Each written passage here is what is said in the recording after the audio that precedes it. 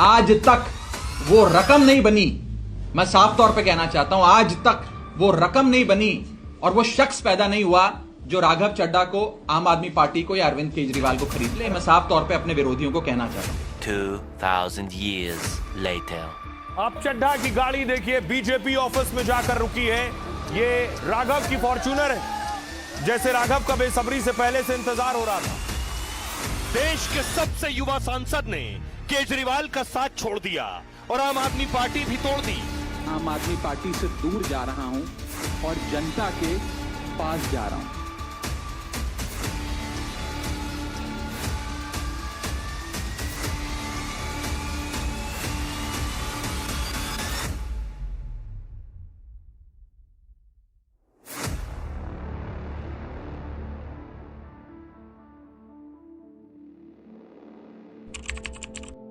कुछ महीने पहले तक एक पॉलिटिशियन सोशल मीडिया पर यूथ का हीरो बन चुका था।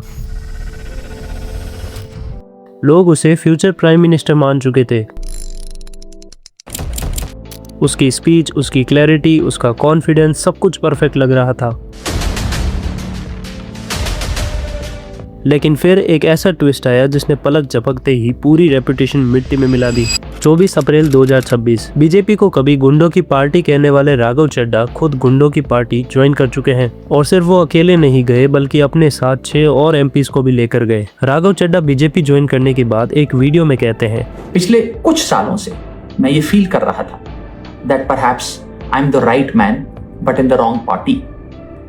इसीलिए मैंने अकेले ने नहीं, मेरे साथ 1 नहीं, 2 नहीं, 3 नहीं, 4 नहीं, 5 नहीं, 6 और सांसदों ने, यानी कि कुल 7 एमपीज ने यह फैसला लिया कि हम अपनी इस पॉलिटिकल पार्टी से रिश्ता तोड़ते हैं। एक आदमी गलत हो सकता है, 2 आदमी गलत हो सकते हैं, लेकिन 7 लोग गलत नहीं हो सकते।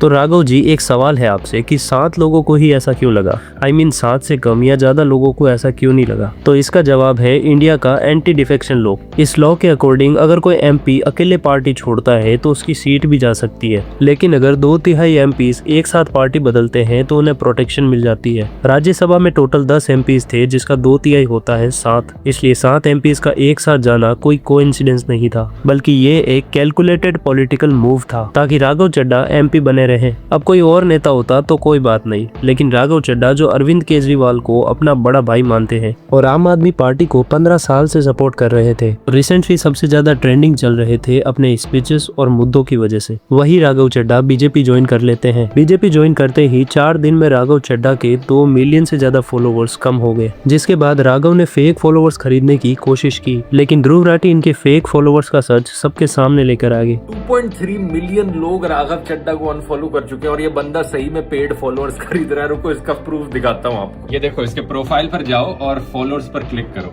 और यहाँ पर आपको ढेर सारे ऐसे प्रोफाइल्स दिखेंगे जिनकी कोई प्रोफाइल पिक्चर ही नहीं है। स्क्रॉल करते जाओ, इन सारे प्रोफाइल्स की कोई प्रोफाइल पिक्चर नहीं है और इन पे हॉवर करो, देखो इन सारे अकाउंट्स के 0 फॉलोअर्स हैं, 0 फॉलोअर्स और ये बस 4-5 लोगों को फॉलो कर रहे हैं। ये सब के सब बॉट अकाउंट्स हैं।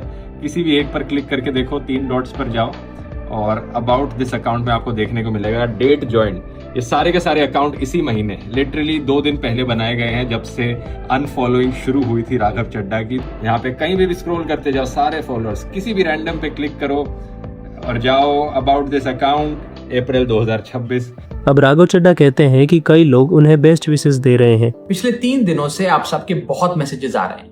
आप में से ज्यादातर लोग मुझे बेस्ट विशेस दे रहे हैं, कांग्रेचुलेट कर रहे हैं। तो अगर ऐसा है तो 2 मिलियन से ज्यादा लोग आपको अनफॉलो क्यों कर रहे हैं? अब राघव चड्ढा और 6 एमपीज का अचानक से बीजेपी ज्वाइन करने का डिसीजन आइडियोलॉजी कम सर्वाइवल ज्यादा लग रहा है, क्योंकि पास्ट में कई ऐसे केसेस देखे गए हैं जहां ओपोजिशन पार्टी के नेताओं पर एक्शन लिया गया और फिर उन्होंने पार्टी चेंज कर ली। हो सकता है कि राघव चड्ढा और बाकी 6 एमपीज पर भी ईडी और सीबीआई द्वारा बीजेपी के कहने पर प्रेशर डाला गया होगा और इन्होंने ये डिसीजन प्रेशर में लिया होगा ताकि ये अपने पॉलिटिकल करियर को बचा सके। सबसे शॉकिंग बात यह नहीं है कि राघव चड्ढा ने पार्टी बदली, क्योंकि पॉलिटिशियंस पार्टी बदलते रहते हैं। लेकिन हैरानी की बात तो ये है कि जिस इंसान ने पब्लिक ट्रस्ट बिल्ड किया, यूथ को इंस्पायर किया, वही इंसान अपनी ही बातों के खिलाफ चला गया। अगर आप किसी पॉलिटिकल पार्टी या उस पार्टी के बड़े बड़े नेताओं के बारे में पास्ट में इतनी अनसंड बातें कर चुके हो, तो उसी पार्टी में आना मेरी समझ से तो बाहर है। क्योंकि अगर आम आदमी पार्टी का एनवायरनमेंट आपको टॉक्सिक लगा या पहले जैसा नहीं लगा, तो आप आम आदमी पार्टी छोड़कर अपनी पार्टी बनाते या कोई और पार्टी ज्वाइन करते। बीजेपी में ही क्यों आना था आपको? मतलब आपको बीजेपी का एनवायरनमेंट कब से पॉजिटिव लगने लगा? क्योंकि आपने तो बीजेपी के बारे में बहुत कुछ बोला है ना।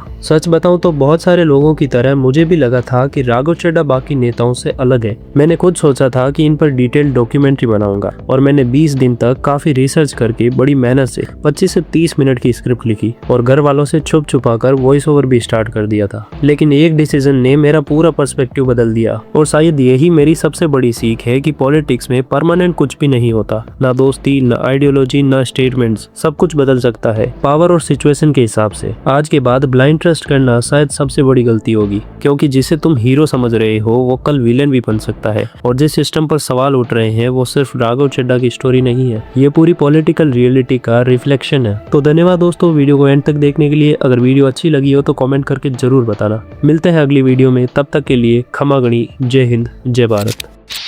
गुप्ता 4 लाख देने को तैयार है। बहुत तरक्की कर ली चड्ढा, कानून की दलाली से इज्जत की नीलामी तक आ गए। इस पेशे को भड़वागिरी कहते हैं। गोविंद चिल्ला मत।